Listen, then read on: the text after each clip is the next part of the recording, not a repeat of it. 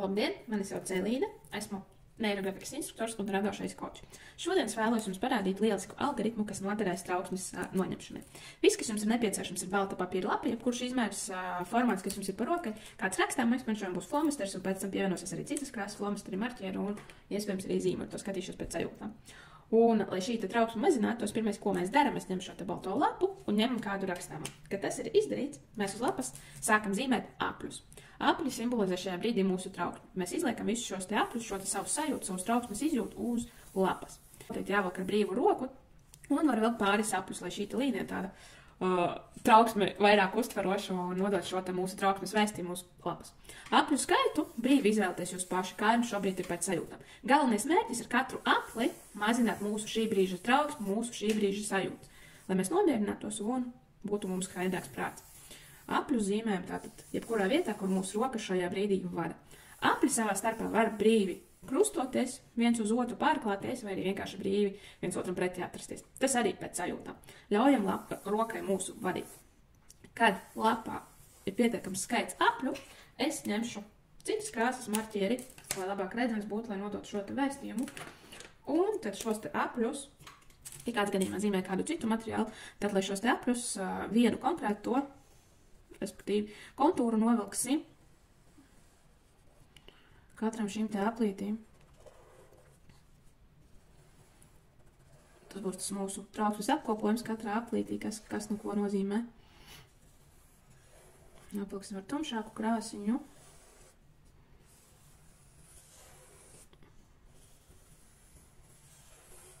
Un nākamais, ko mēs darām šajā zīmējumā, mēs ienesam neirolīnijas.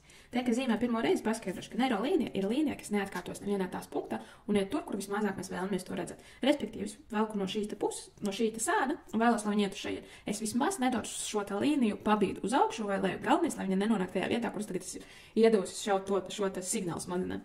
Un tādā veidā mums šī te līnija arī tiek zīmēta. Galvenais, lai šajās līnijās mums šie te visi apļi nekarātos kaut kur gaisā. Tāpēc katra figūra vēlams piesaistīt pie kādas līnijas. Lai iet cauri vai krustos vai blakus, bet galvenais, lai šie te aplīši mūsu trauksme nekarājas. Jo, ja, piemēram, šī trauksme kaut kur paliks kāds aplītis pats par sevi peldēs, tad visdrīzāk dzīvē šī te situācija, šis te mūsu trauksmes līmenis netiks samazināts.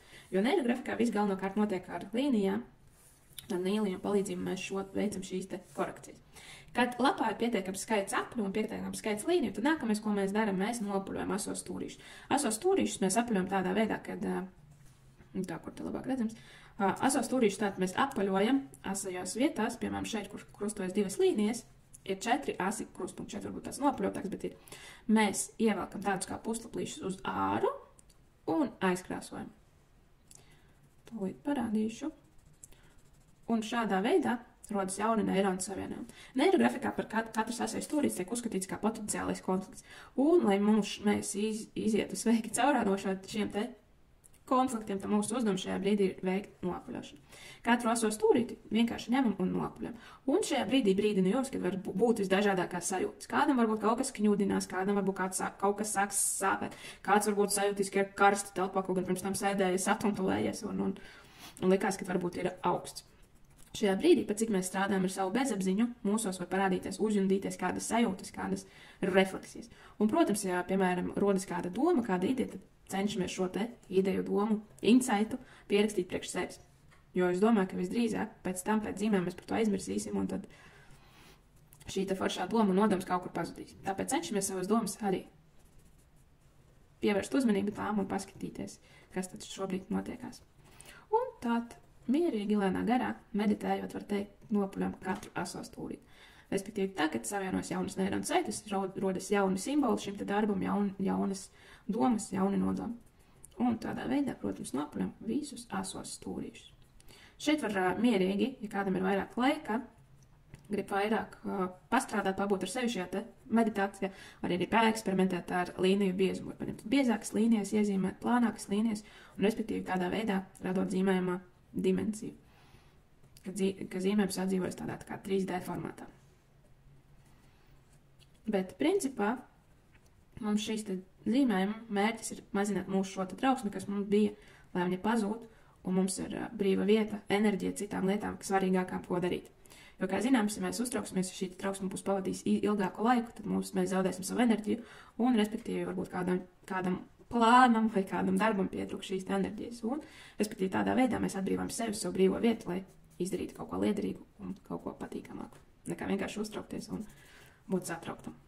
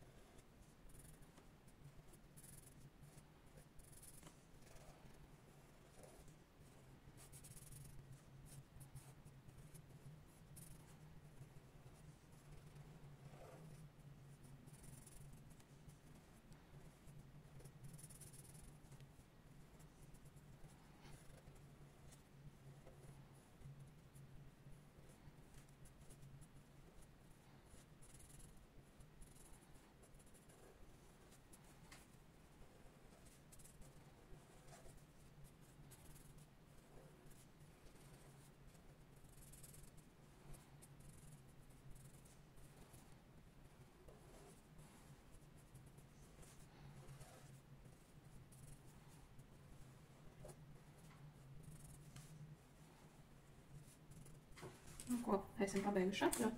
Nē, pagā, ieraudzīju. Nenopaļot. Jebkurā brīdī, ja, piemēram, ieraugam kaut ko nenopaļot, var to izdarīt nopaļot un darboties tālāk. Tātad darbiņš ir nopaļots. Un nākamais, ko mēs daram, ja apmierina, ja ir mēs laika vai ir kaut kur jāsteidz, tad droši darbiņu var atstāt šādā veidā un pēc tam kaut kad izkrāsot vai vienkārši neaiztikt un atstāt šo trauksmi nopaļotu, izpludinātu. Bet, ja laika ir vairāk un gribas vēl nedaudz, pavisam mazliet radoši padarboties, tad droši var darbiņu aizkrāsot. Ja nolemjat krāsot, tad tūlīt nodemonstrēšu arī, kādā veidā mēs to darām. Tā, es šodien krāsošu ar teksta marķeri, jo viņu ir diezgan ātri un arī krāsas ir košas. Jūs, protams, jūs varat izvēlēties sev pieejamos materiālus, tie būtu gan flomasteri, gan zīmoli, gan arī teksta marķeri. Un vienīgais, kas ir jāatcerās, kad vienā krāsu laukumiņā, vienā krāsā vismaz 2-3 krāsu laukumiņi. Respektīvi, piemēram, šeit aplis vēlos zaļu, tad es krāsoju ne tikai šo te vienu daļiņu, bet visus 3. Visas 3 iedaļņus, tad es arī aizkrāsoju.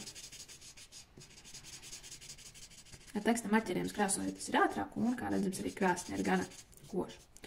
Nu, un tādā veidā mēs aizkrāsojam savu zīmējumu. Kad zīmējums ir pabeigts krāsot, tad mēs zīmējumā ienesīsim arī papildus enerģijas līnijas.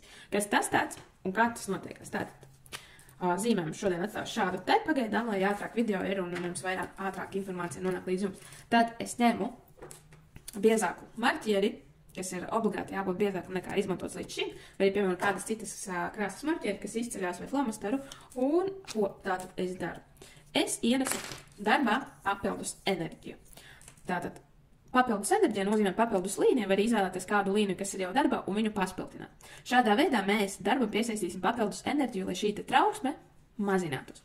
Un šodien es vēlos paņemt to līniju, kas jau ir.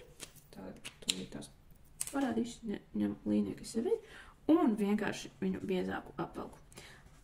Šai līnijai ir jābūt pietiekami biezai, lai, kad jūs pieverat aci, viņa uzreiz visā zīmējumā izceļās. Tāpat tās varat ņemt arī citu krāsu, bet es izvēlēšu šodien to pašu melno.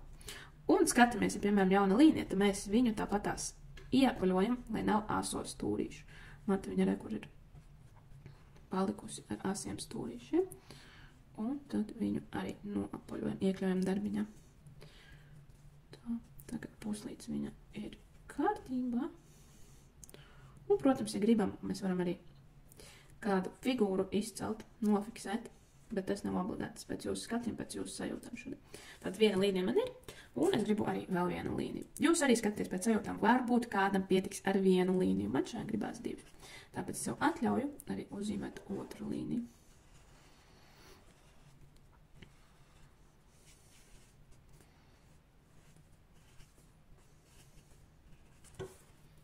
Uzreiz var redzēt, kā šis zīmējums mainās, kā viņš transformējas. To arī pielabošu šos te esos stūrišus, kas man ar biezo marķieri palika asi nenopaļoti. Un, principā, mūsu darbiņš ir galā. Domāju, ka trauksme noteikti ir mazinājusies. Satraukums arī varbūt par kādu situāciju. Ceru, ka jums bija šis te algoritms noderīgs. Un priecāšos, ja atstāsi kādu savu komentāru vai arī vienkārši nolaikos šo te video. Ar jums kopā bija Elīna, un uz tikšanos kādā no nākamajiem video. Droši pieseko un tiekamies!